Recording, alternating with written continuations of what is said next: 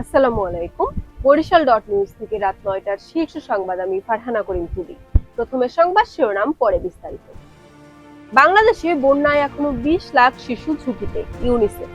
টর্কি বন্দর বণিক সমিতির নতুন কমিটি গঠন। আধুনিক ব্যবসায়িক নগরী গড়ার প্রত্যয়।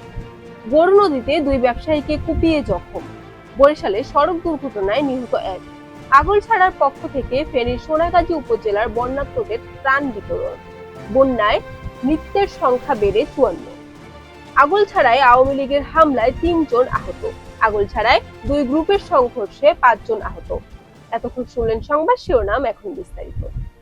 জাতিসংঘ শিশু তহবিল ইউনিসেফ চলমান বন্যায় বাড়ি ঘর, স্কুল ও গ্রাম প্লাবিত হওয়ায় বাংলাদেশের পূর্বাঞ্চলের ২০ লাখেরও বেশি শিশু এখন ঝুঁকির মধ্যে রয়েছে বলে জানিয়েছে।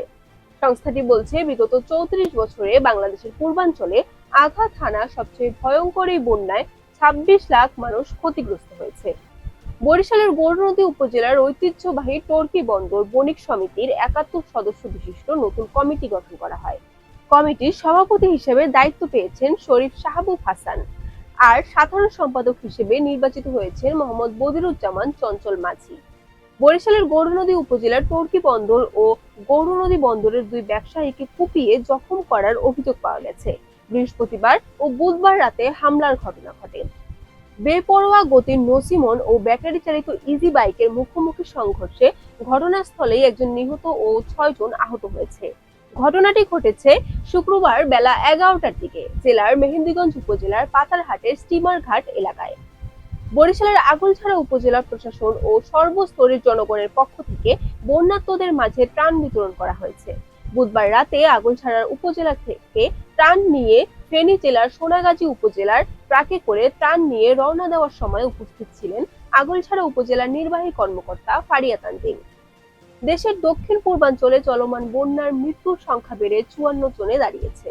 এছাড়া পানিবন্দী হয়ে পড়েছে প্রায় ১০,০৯,৫২২টি পরিবার। শুক্রবার দুপুরে দুর্যোগ ব্যবস্থাপনা ও ত্রাণ মন্ত্রণালয় এ তথ্য নিশ্চিত করেছে। বরিশালের আগলছাড়ায় ওয়ার্ড আওয়ামী লীগ নেতার হামলায় ৩ জন আহত হয়েছে। এদের মধ্যে আহত ২ জনকে উপজেলা হাসপাতালে ভর্তি করা হয়েছে। এ ঘটনায় থানায় লিখিত অভিযোগ দায়ের করা হয়েছে। বরিশালের আগলছাড়ায় বিএনপি ও আওয়ামী লীগের দুই পক্ষের সংঘর্ষে ৫ জন আহত হয়েছেন।